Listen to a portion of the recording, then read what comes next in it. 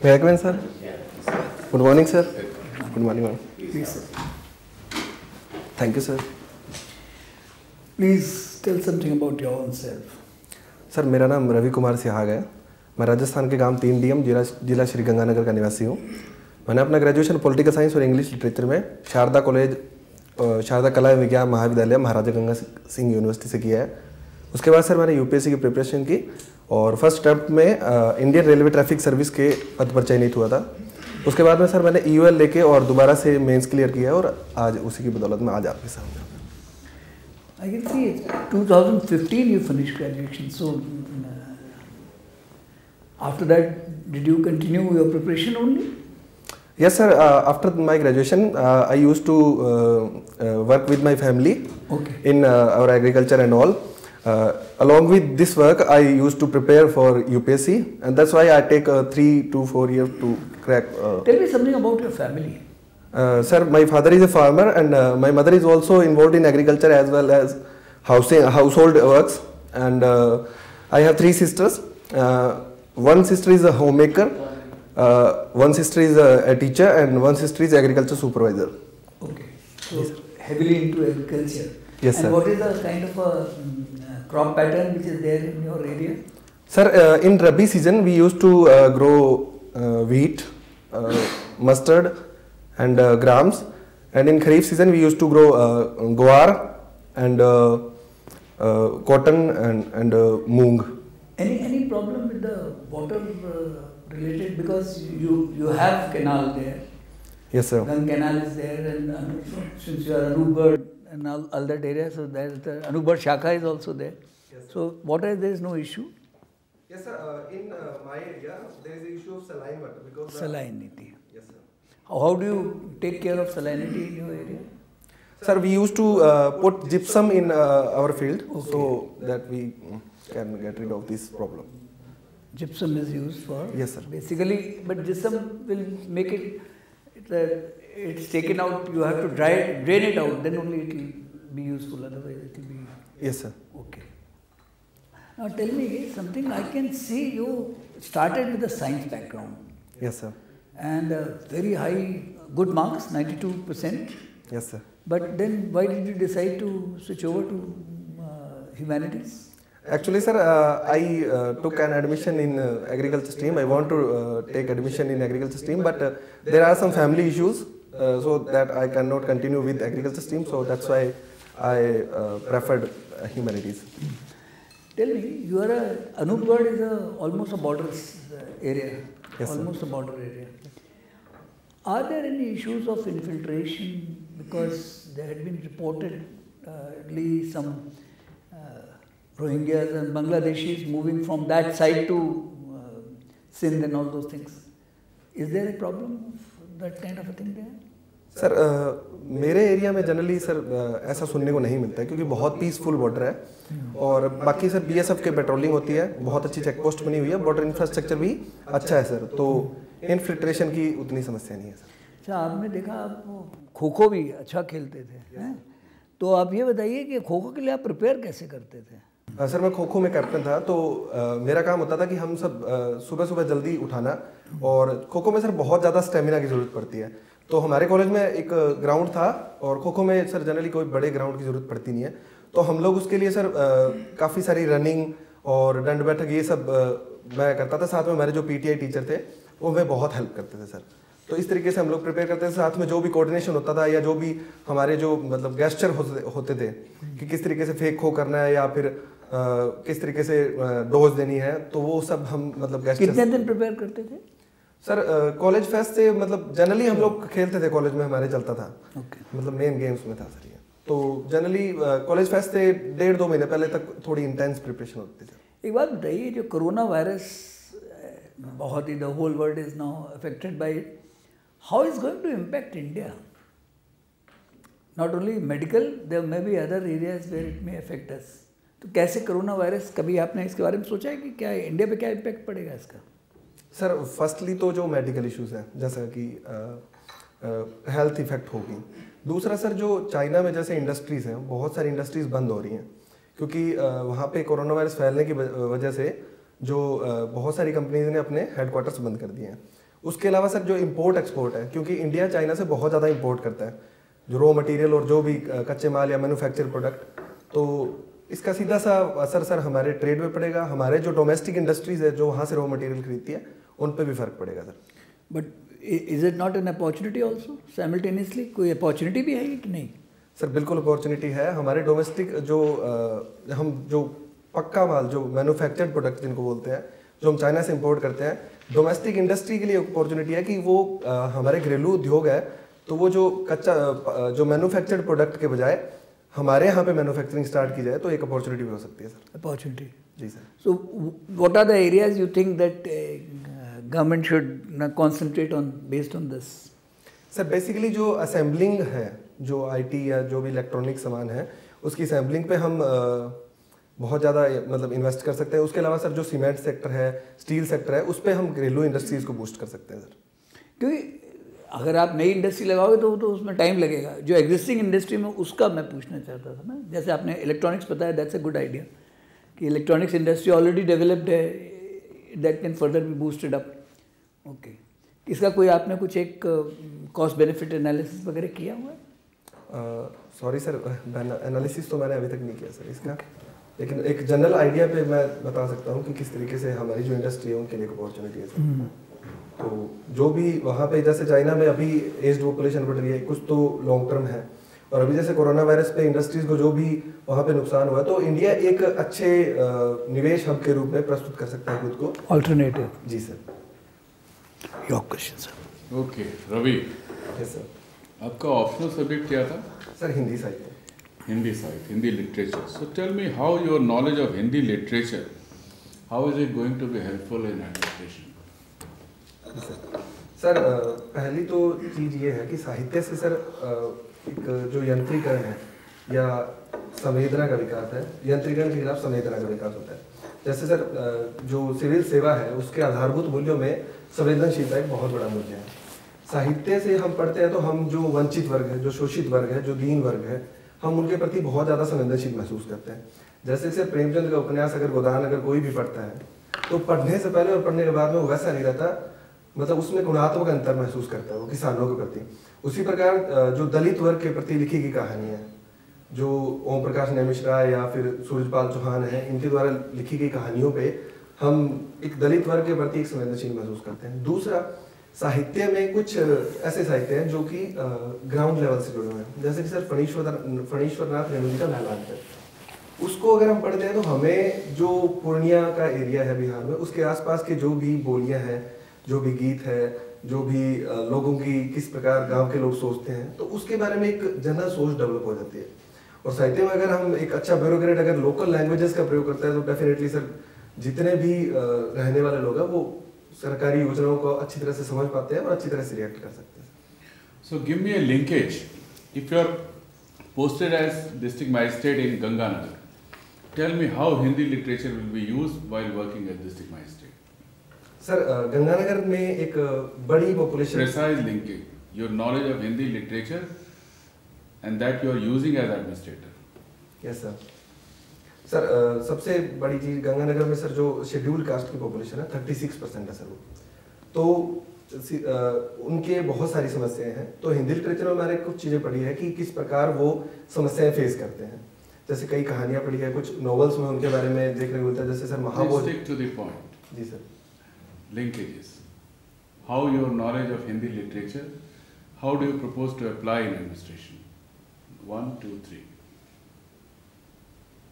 Sir firstly मैं लोगों के बीच जाके लोकल लैंग्वेजेस का प्रयोग करूँगा सर, कि किस तरीके से लोगों को समझाना है। That's not Hindi literature, is it? It's a local dialect. Yes sir.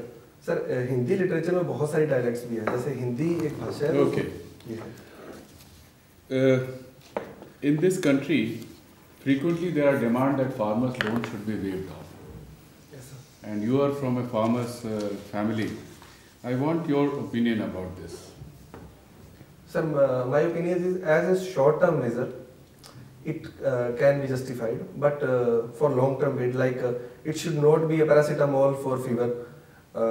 There are some other measures we should take to get rid of this problem. Your medium of interview, is it Hindi? Yes, sir. So you better answer in Hindi so that you are better preparing for the interview, final. Okay, sir. Okay. So you want to tell me something more on this? जी sir. Sir जो farm loan waiver है, जो agriculture है हमारे भारत में, वो sir एक आर्थिक गतिविधि नहीं है. वो समाज से, संस्कृति से, इन सब से बहुत ज़्यादा जुड़ी हुई है. जैसे सर गांव में जिसके पास लैंड बहुत ज़्यादा है, उसकी रेपुटेशन भी उतनी ज़्यादा है. किसी ने अगर अपनी ज़मीन बेच दी तो उसको लोग तिरस्कार की नज़र से देखते हैं कि इसने अपनी ज़मीन बेच दी. तो एग्रीकल्चर का डायरेक्ट लिंक व्यक्ति के रेपुटेशन से है. तो अगर एग्रीकल्चर इतना इम्पैक्ट भारत में डाल रही है तो लोन वेवर एक तत्कालिक कदम के रूप में, जो उत्पीड़ित किसान है या दबे हुए किसान है, तत्कालिक कदम के रूप में सही हो सकता है. लेकिन सर लॉन्ग टर्म में बहुत सारी ऐसी चीज़ें हैं जो हमें एग्रीकल्चर में अप्लाई करनी है, सच एज इंफ्रास्ट्रक्चर डेवलपमेंट. अब जो पीएम किसान योजना है सर, वो भी इसके एक फेज में है कि जो लोन वेवर के बजाय किसानों में एक डायरेक्ट बेनिफिट ट्रांसफर की जो है. उसके अलावा सर एग्रीकल्चर एक होलिस्टिक है, जिसमें बीज से लेके बाजार तक हमें बहुत सारे काम हम कर भी रहे हैं और आगे हम करेंगे भी. जैसे सर मार्केट रिफॉर्म्स हो रहे हैं, एपीएमसी मॉडल एपीएमसी एक्ट है, मॉडल कॉन्ट्रैक्ट फार्मिंग एक्ट है, मॉडल लैंड लीजिंग एक्ट है, ये सभी हम रिफॉर्म कर रहे हैं. उसके अलावा एक्सटेंशन सर्विसेज को हमें और ज़्यादा डेवलप करना पड़ेगा ताकि. What you are talking is agricultural reforms. Yes, sir. The question is only on farmers' loan. Yes, sir. Sir जो फार्मर्स लोन के वेवर के बजाय लॉन्ग टर्म में जो हम कदम उठा सकते हैं, मैं उसके बारे में बता रहा हूँ. Okay. जी sir. Third question is Chandrayaan 2 mission. Yes, sir. The ISRO says that it was 98% successful. Do you agree with this assessment? Yes, sir. I agree with this assessment. On what basis do you say that it is 98% successful?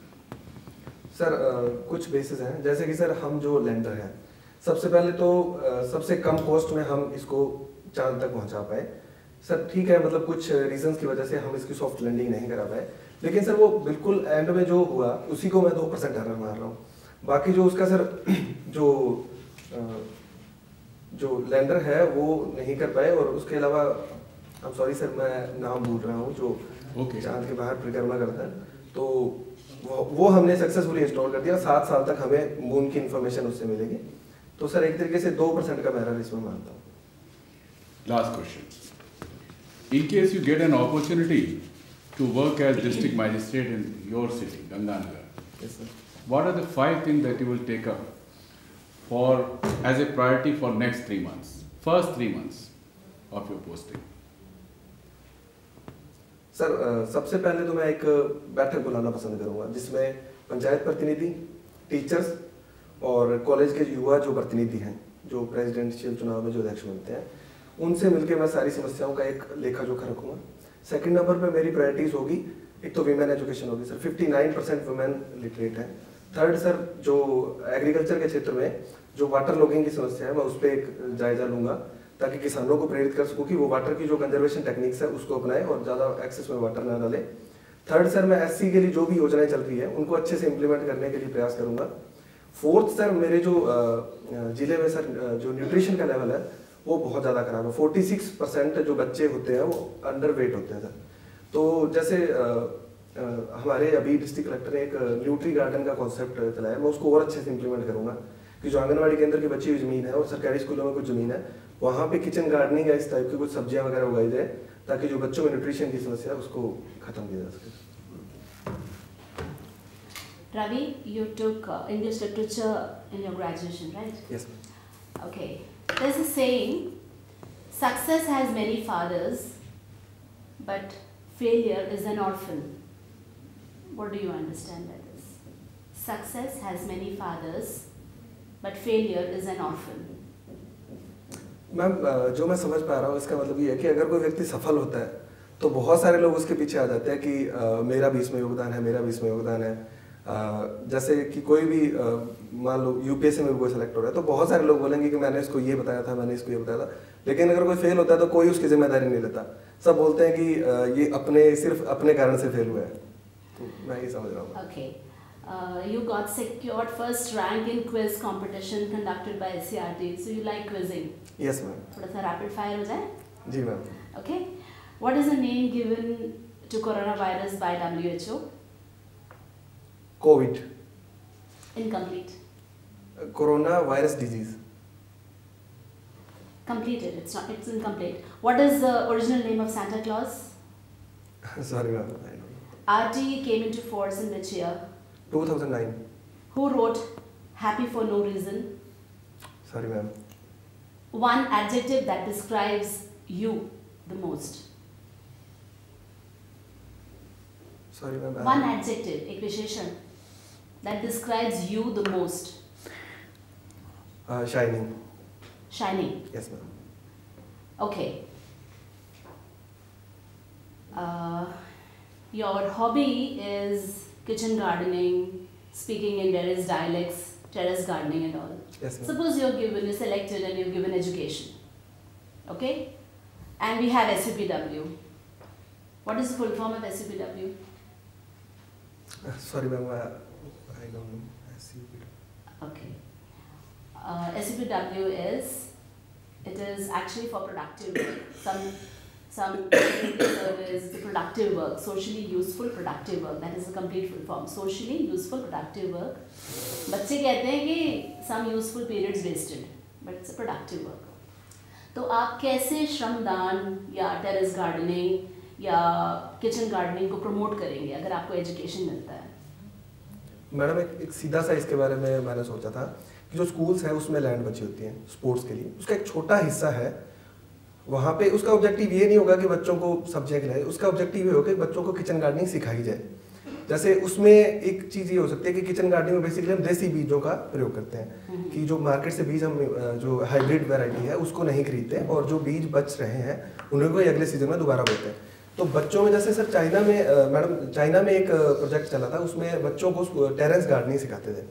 तो एक तो उनकी health अच्छी होती है जो physical work करते हैं, दूसरा एक अच्छी अगर ऑर्गेनिक सब्जियां उगाने का उनको हम सिखाएं तो एक गरीब बच्चा जो न्यूट्रिशन से है तो एक स्कूल में जो पीटीआई टीचर है या फिर जो क्लास के स्कूल टीचर है उनकी एक जिम्मेदारी तय की जाए और मेरे हिसाब से एक इंक्रीमेंट में भी इसको ऐड किया जाए कि कितने बच्चों ने इस चीज़ को सीखा है और कितने बच्चे किचन गार्डनिंग कर रहे हैं।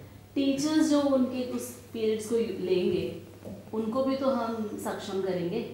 How will we empower them? Ma'am इसके लिए टीचर्स जो ट्रेनिंग होती है उसमें बड़े लेवल पे जो ट्रेनिंग में उनको सिखाया जाए टीचर्स को, तो इस तरीके से एम्पावर होंगे। Okay. Yes ma'am. New education policy which came in 2019 उसमें बहुत कॉन्टेंशियस था। ये कहा गया था कि सारे लेवल्स में संस्कृत होने चाहिए या जो हिंदी है वो कंपल्सरी लैंग्वेज होगा नॉन हिंदी स्पीकिंग स्टेट्स में। तो आपके क्या विचार है? मैम मेरा विचार इसमें थोड़ा सा इसके पक्ष में कम है कि जो हिंदी है कोई भी लैंग्वेज हम किसी पे थोप नहीं सकते। जैसे जितनी भी लैंग्वेज है भारत में 22वीं अनुसूची में, मेरी नज़र में वो सारी लैंग्वेज एक समान है। मैं किसी भी व्यक्ति पे कोई भी लैंग्वेज थोपने का मतलब विरोध करता हूँ। तो अगर इसके बजाय जो त्रिभाषा फॉर्मूला था वो सबसे अच्छा फॉर्मूला था कि जो नॉर्थ इंडियन स्टेट्स हैं उसमें या तो साउथ की लैंग्वेज सिखाई जाए या फिर नॉर्थ ईस्ट की कोई लैंग्वेज सिखाई जाए और साउथ के जो स्टेट्स हैं वो अपने आप इस चीज़ के लिए मतलब प्रोत्साहित होंगे कि वो हिंदी को सिखाएं। किसी चीज़ को थोपने के बजाय अगर हम अपने आप कैसे कोई प्रोत्साहित होगा? आपको भी तो किसी ने प्रेरणा दी होगी, किसी ने एनकरेज किया होगा। प्रोत्साहन तो बाहर से आएगा ना, आप खुद को एनकरेज नहीं कर पाओगे, आप मोटिवेट हो सकते हो। तो अगर आपको मैं ये डिपार्टमेंट आपको मिलता है तो आप कैसे प्रोत्साहित करेंगे? सब अपने अगर वर्नाकुलर लैंग्वेजेस के पीछे पड़ते हैं तो कभी कभी तो थोपना पड़ता है। घर में भी तो थोपा जाता है ना, बच्चों को अच्छा नहीं लगता, माँ बाप थोपते हैं। तो अगर आपका गोल है कि हिंदी राष्ट्रभाषा है एंड उसको सीखना है तो how will you do it? Madam माफ़ कीजिए लेकिन फर्स्ट थिंग तो ये है कि भारत में राष्ट्रभाषा का कॉन्सेप्ट नहीं है। तो हिंदी के बजाय जो मैं अगर 22 भाषाओं को ही राष्ट्रभाषा बोले तो ज़्यादा अच्छा रहेगा। हिंदी राजभाषा के रूप में डेवलप करने का प्रावधान था, लेकिन उसके बाद में 1967 में अमेंडमेंट करके ये बता दिया कि जो साउथ इंडियन स्टेट्स हैं वो अगर संकल्प पारित करेंगे तो उसके बाद में ही राजभाषा के रूप में हिंदी को आगे जारी रखा जा सकेगा। थोपने की बात मैडम ये है कि हमारा संविधान भी भाषाओं को थोपने की बात नहीं करता। हमारे संविधान के आर्टिकल 350 में लिखा हुआ है कि किसी भी बच्चे को प्रारंभिक शिक्षा मातृभाषा में दी जानी चाहिए। तो हमें थोपने के बजाय मातृभाषा में प्रारंभिक शिक्षा देनी चाहिए। और मैडम कोई भी लैंग्वेज अगर हम सीखते हैं तो इसके सिर्फ लैंग्वेज नहीं सीखते, एक तो बहुत सारी रिसर्च में ये बताया है कि उससे हमारा ब्रेन डेवलप होता है। सेकेंड थिंग, हम जो दूसरी लैंग्वेज का कल्चर है उससे हम वाकिफ होते हैं। तो नेशनल इंटीग्रेशन में इसका बहुत बड़ा रोल है कि अगर north Indian state south India की लैंग्वेज सीखें तो साउथ इंडियन स्टेट अगर हिंदी सीखें तो एक नेशनल इंटीग्रेशन में इसका बहुत बड़ा रोल है। तो मैम एक तरीके से ये प्रोत्साहित करना ही होगा, क्योंकि थोपना तो अगर मातृभाषा में देंगे और बाद में 10th 12th के स्तर पर अगर हम दूसरी भाषाओं का नॉलेज सिखाएंगे तो ये एक अच्छा कदम होगा। Last question, south Indian languages को एक नाम दिया गया है, डैश लैंग्वेजेस, द्रविड़ भाषा। ओके, और अभी एक आपने पॉलिटिकल साइंस बीए में लिया था। Yes, sir. इंग्लिश लिटरेचर में समझ सकता हूँ, उस कारणों से आपने कंटिन्यू नहीं किया होगा, पर जब बीए पॉलिटिकल साइंस आपने पढ़ा तो why not you continue it in this optional subject for the UPSC? Sir थोड़ा लिटरेचर में इंटरेस्ट था, तो लेकिन भाषा एक बड़ा मुद्दा था कि इंग्लिश में इतना कंफर्ट नहीं था, तो इंग्लिश लिटरेचर के बजाय हिंदी लिटरेचर लिया। और हिंदी लिटरेचर में भी बेसिकली वही चीज़ें हैं जो पॉलिटिकल साइंस क्यों नहीं लिया? सर पॉलिटिकल साइंस के पीछे एक बड़ा रीज़न ये था कि मैंने कुछ सीनियर से कंसल्ट किया था, तो उन्होंने मेरे को लिटरेचर सब्जेक्ट के बारे में बताया, थोड़ा मेरा इंटरेस्ट भी था। और अगर ऑनेस्टली बताऊं तो सर यूपीएससी में भी कुछ सीनियर्स ने बताया था कि लिटरेचर अगर सब्जेक्ट लोगे तो ज़्यादा मार्क्स आएंगे, तो इस बेस पे सर मैंने हिंदी लिटरेचर लिया। अच्छा, what is science in political science? जैसे मैंने देखा ये तो सारे humanities, geography is rather more science, लेकिन उसको हम ज्योग्राफिकल साइंस नहीं कहते। एकमात्र सब्जेक्ट मैंने देखा हिस्ट्री, पॉलिटी, ज्योग्राफी सब्जेक्ट जिसमें पॉलिटिकल साइंस लगा है। What is science in this? Sir science basically कोई सब्जेक्ट नहीं है, साइंस अध्ययन का तरीका होता है। पुराने समय में जो पॉलिटिकल साइंस थी उसमें विद्वानों में बहुत मतभेद थे कि ये साइंस है या नहीं है, लेकिन जो 1945 सेकेंड वर्ल्ड वॉर के बाद में पॉलिटिकल साइंस में दो चीज़ें आई। एक तो शिकागो यूनिवर्सिटी के चार्ल्स मरियम थे, उन्होंने इसके जो अध्ययन की पद्धति बदली। दूसरा सर इसमें साइकोलॉजी सब्जेक्ट शामिल किया गया। तो साइंस के तौर पर हम परिकल्पनाएं कर सकते हैं, इसमें परीक्षण किया जा सकता है, इस बेस पे इसको साइंस कहा जाता है। अगर मैं सामान्य भाषा में पूछना चाहूँ आपसे, जैसे science is all about observation and experiment, जी सर, और जिसको हम प्रयोग से और उसको पा सकें वो साइंस का विषय बन जाता है।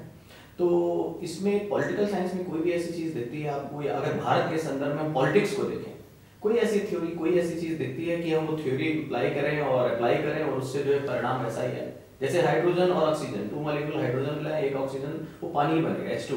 This is science, this is science. So is there any theory in political science, या कोई भी आपने पढ़ा हो चाणक्य से लेकर हॉब्स या रूसो या जिसको भी आप कहा, मैकियावेली, जिसको आपको लगता हो कि नहीं उनकी ये थ्योरी है और ये हमारे पॉलिटिक्स उसमें दिखती है, ये रियलिस्टिक है, इसको ऑब्जर्व किया जा सकता है, कोई भी चीज सोचो।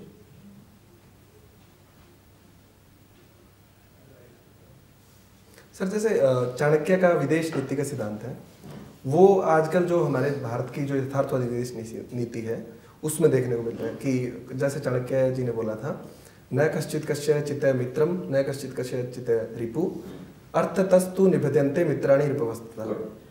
अभी इसी बात पे कहते हैं कि आपने जब अर्नोल्ड टॉयनबी को अगर पढ़ा हो या सुना हो, उन्होंने कहा था कि पश्चिम एशिया का उदय न्यूक्लियर बम से खतरनाक है। The rise of west Asia is dangerous than nuclear bomb. इस टेक को, इस उनके कथन को आज के संदर्भ में देखो। कल शायद आपको पता भी होगा सीरिया और तुर्की का पेपर पढ़ा आपने? यस सर, पेपर पढ़ा। फिर भी मैं इस पूरे कंसर्न को लेकर आपसे पूछना चाहता हूँ, इस स्टेटमेंट पे आपकी क्या राय है कि पश्चिम एशिया का उदय नाभिकीय बम की खोज से खतरनाक है? Sir I am sorry sir, मैं समझ नहीं पा रहा इसको। अच्छा, वेस्ट एशिया क्राइसिस क्या है? Sir west Asia crisis basically 3-4 reasons की वजह से है। एक तो सर उसमें जो क्षेत्रीय प्रतिस्पर्धाएं हैं वो, सेकंड नंबर निर्जातीय संघर्ष, थर्ड महाशक्तियों का हित। ये 3 मुख्य कारण हैं जो वेस्ट एशिया में जो भी क्राइसिस है उसके लिए जिम्मेदार है सर। कल टर्की ने सीरिया पे कहा कि मैं अटैक करूंगा, सीरिया पर अटैक करने वाला है टर्की। जी सर। और कल पूरी न्यूज चैनल पर इसी की एनालिसिस चलती रही। ये सीरिया और टर्की के बीच का विवाद क्या है? सॉरी सर, थोड़ा सा इसको मैं नैरो कर दूं।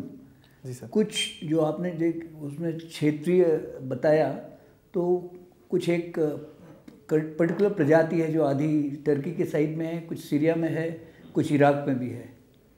अगर आप नक्शा देखो, कर्ड का नाम सुना है ना आपने? हाँ, कुर्द। हाँ, कुर्द। हाँ जी सर, हाँ तो जी सर। वो उससे रिलेटेड प्रश्न है।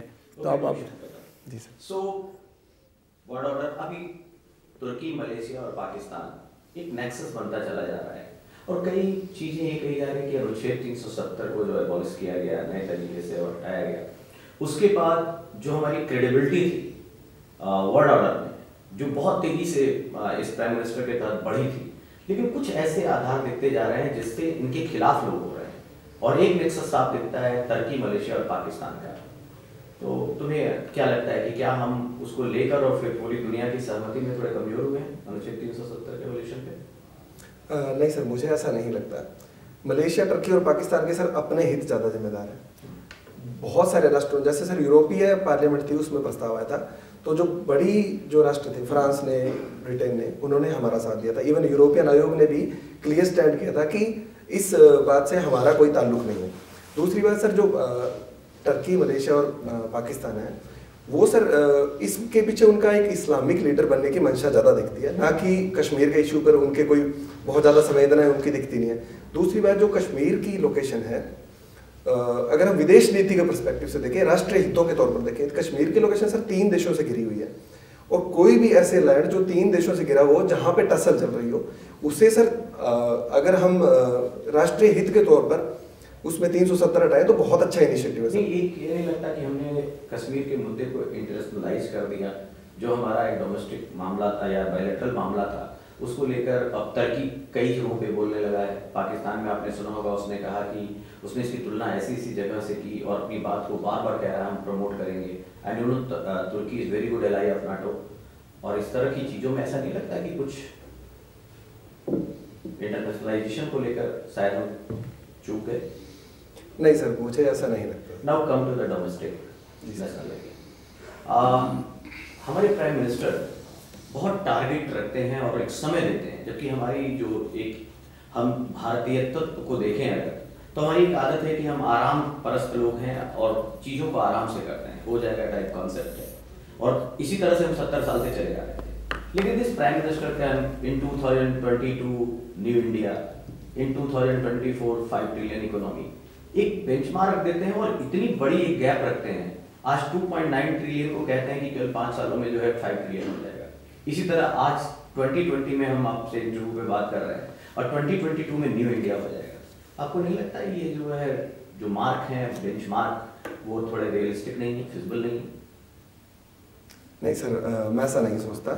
प्रधानमंत्री जी एक विजन लेके चल रहे हैं सर। उनके हिसाब से 2022 का न्यू इंडिया होगा, वो पुराने इंडिया से अलग होगा। आज सर मैं युवा हूँ, तो आज मेरा ये दायित्व है कि मुझे तेज चलना चाहिए। जो अगर कोई व्रत है तो वो अगर उतना तेज नहीं चल पा रहा है तो वो चीज़ जायज़ है। आज हमारा देश वो डेमोग्राफिक डिविडेंड से चलता है। सबसे ज़्यादा युवापाती है, 65% लोग 35 साल के ऐसे कम हैं। तो निश्चित रूप से सर हमें अगर एफर्ट लगाना है, जो जिस प्रकार से चाइना डेवलप हुआ था, चाइना ने अपनी इकोनॉमी को बूस्ट की थी, तो हमें तेज चलना पड़ेगा सर।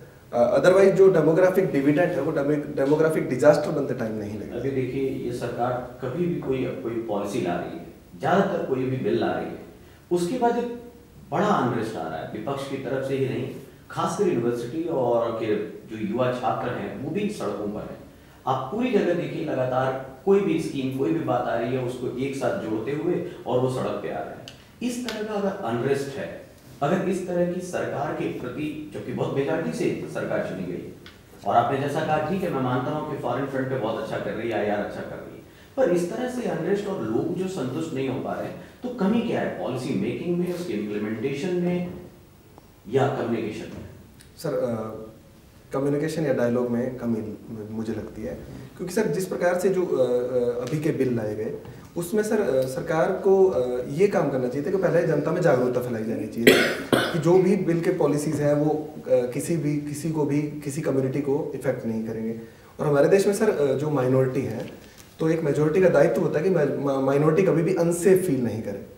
तो हमारा ये दायित्व था, सरकार का ये दायित्व होना चाहिए था कि वो एक ऐसा जागरूकता अभियान या फिर लोगों में अवेयरनेस कैंपेन या इस बात को लेकर जो भी भ्रांतियां हैं उसको दूर करने के लिए कैंपेन चलाती है। अच्छा, यहाँ मैं आपसे ये पूछना चाहूँगा, CAA जिस तरह आप बात कर रहे हैं, जी सर, CAA के खिलाफ इतना हो रहा है और कहा जा रहा है कि उसकी ड्राफ्टिंग अगर बदल दी गई होती, थोड़े टर्म बदल दिए गए होते, तो शायद इस तरह से रिएक्शन ना होता। आपको लगता है कि क्या हम इससे बेटर ड्राफ्ट बिल का ला सकते थे, जिससे ये सारी चीजें हो, यही सेम प्रोसेस रहता, सारे प्रावधान यही रहते, पर ड्राफ्टिंग जो है कि किसको हम लाने जा रहे हैं, किसको नागरिकता दे रहे हैं, अगर कुछ चेंज होती, जरा सोचिए क्या ऐसा किया जा सकता था केवल ड्राफ्ट चेंज से कि इतना अनरेस्ट नहीं आता। Can you think about this? Sir मुझे लगता है ड्राफ्ट चेंज के बजाय जो डायलॉग है या बिल के बारे में सबसे पहले जो जनता में जो अवेयरनेस थी वो ज़्यादा ज़रूरी थी।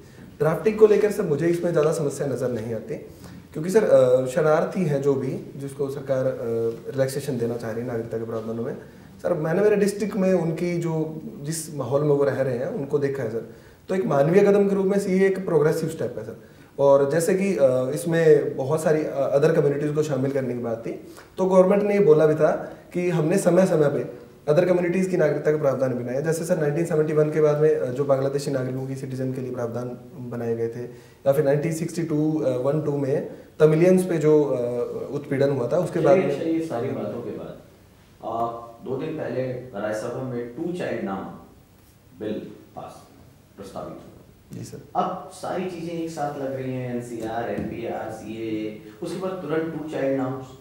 तुम्हें लगता है कि फिर अगर इसके अगेंस्ट में हुआ कुछ, अगर ऐसा हुआ, क्या हमें फिर अवेयरनेस करके करना चाहिए था, या ये स्टेप सही है? सर मुझे लगता है कि इसके लिए अवेयरनेस ज़्यादा अच्छा है। और सर 2 चाइल्ड नॉर्म के खिलाफ मैं ज़्यादा फेवर में नहीं हूँ सर इसके। क्यों? क्योंकि सर देश में डेमोक्रेसी है सबसे बड़ी बात तो, और जनता अगर जागरूक हो रही है, जैसे कि सर हमारे से पहली जनरेशन थी, वहाँ पे लोगों के बच्चे ज़्यादा थे, लेकिन अभी की जनरेशन में जनरली 1 या 2 बच्चे ही देखने को मिलते हैं। तो जैसे सर जो प्रोत्साहित उपागम है जो हमारी जनसंख्या नियंत्रण पॉलिसी में, मैं उसको लेके ज़्यादा सहज महसूस करता हूँ या उसको ज़्यादा सपोर्ट करता हूँ सर, एज़ कम्पेयर टू कि हम लोगों को बाइंड करें। जैसे कि सर राजस्थान में 2002 में एक 2 चाइल्ड पॉलिसी आई थी जो कि गवर्नमेंट एम्प्लॉयज़ है। तो उसके बाद में सर जो विमेन जो सेक्स रेशियो है उसमें बहुत ज़्यादा गिरावट आई, क्योंकि सर अगर 2 ही बच्चे होंगे तो जनरली लोग बेटे को प्रेफर करते थे, उससे कन्या भ्रूण हत्या भी बहुत ज़्यादा वृद्धि हुई थी उसमें। ये 1 चाइल्ड नाम पे ज़्यादा आप जो बता रहे हैं, 1 चाइल्ड नाम पे ये चीज़ें ज़्यादा रहेंगी, 2 चाइल्ड नाम पे तो खैर। माय लास्ट क्वेश्चन इज कि अभी जैसे ये सारी पॉलिसीज और इन सब चीज़ों पे जो डिस्कोर्स चल रहा है, अगर हम कोई एक नई चीज़ लाना चाहें, कोई एक नया बिल जो आप देखना चाहते हैं, कोई एक नया कानून, कोई एक नया चीज़ जो सरकार की तरफ से आए और जिससे सारे लोग ऐसी स्वीकारोक्ति के साथ उसे स्वीकारें, तो वो क्या हो सकता है? सर जो पॉलिटिकल रिफॉर्म्स है उस पर कुछ बिल लाया जाना चाहिए। सांसदों की अपराधीकरण या सांसदों की अनुपस्थिति, इन सब चीज़ों से, क्योंकि सर पॉलिटिकल रिफॉर्म्स होगा तो। अच्छा, मैं एक क्वेश्चन और इस पर पूछना चाहता हूँ आपसे कि ये 2 चाइल्ड नाम भी क्यों, 1, 3, 4 क्यों नहीं? Y 2 in India? सर वैसे ऐसा मुझे इसका कंफर्म तो नहीं पता, लेकिन जनरली ये मानते हैं कि 2 चाइल्ड नॉर्म शायद इसलिए होगा। आपने शायद सुना होगा, हम दो हमारे दो। जी सर। 3 क्यों नहीं भाई?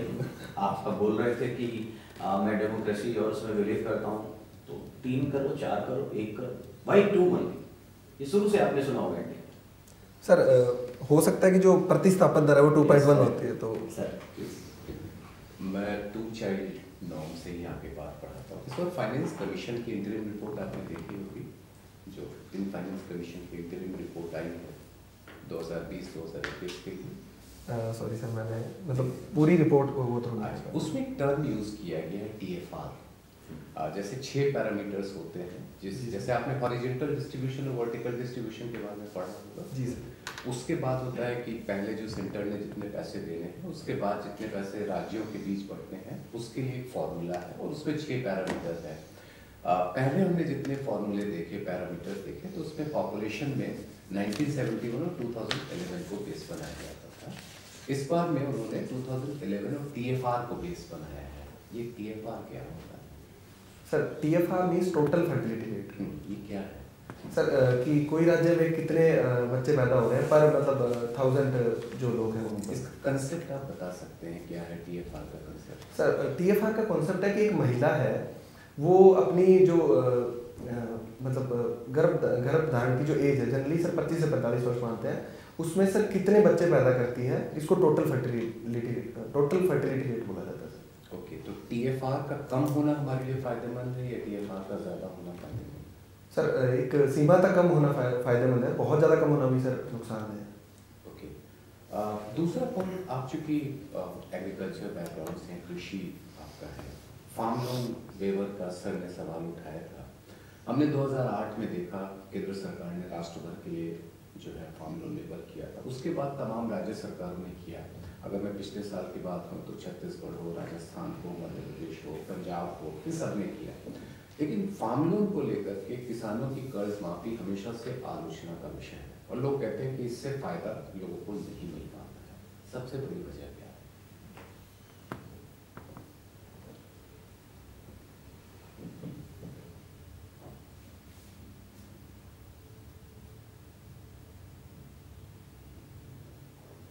सर सबसे बड़ी वजह जो कर्ज माफी का फ़ायदा नहीं मिलने की है वो सर जो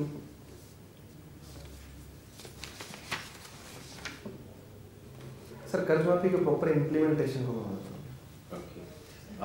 सर ने एक सवाल उठाया था कोरोना वायरस के हमारे लिए अपॉर्चुनिटी का।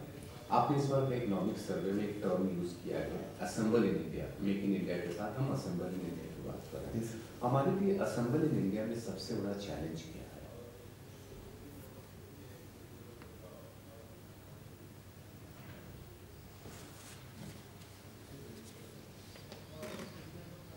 सर जो क्लस्टर डेवलपमेंट है उसको मैं सबसे बड़ा चैलेंज मानता हूँ। इसी सिलसिले में आपने एक टर्म सुना होगा इन्वर्टेड ड्यूटी स्ट्रक्चर, ये सुना है आपने? जी सर सुना। ये क्या होता है? Sir inverted duty structure sir मैं कंफर्म नहीं सर। चलिए मैं आपसे आखिरी सवाल पूछता हूँ कि इस बजट में एक एक्शन प्लान खासतौर पर कृषि के लिए बना है, उसमें कितने बिंदु? सॉरी सर मैं रिकॉल नहीं कर पा रहा सर। आपने एक अपनी संवेदनशीलता की बात करी थी। जी सर। तो एक इस देश में पिछले 70 वर्ष से लोगों के दिमाग में है, एक यंग लोगों के दिमाग में और ज़्यादा है महिलाओं के दिमाग में, रिजर्वेशन। आपका क्या इस पे विचार है? रिजर्वेशन होना चाहिए या नहीं होना चाहिए? होना चाहिए तो किस फॉर्म में होना चाहिए? क्या जो फॉर्म चल रहा है इसी में चलना चाहिए या इसमें कुछ चेंजेस की आवश्यकता है? महिलाओं का रिजर्वेशन एक्सेप्टेड है 33%, लेकिन वो इम्प्लीमेंट नहीं हो पा रहा, उसको हम कैसे कर सकते हैं? या इसके बारे में थोड़ा अपना विचार बताएंगे? जी सर।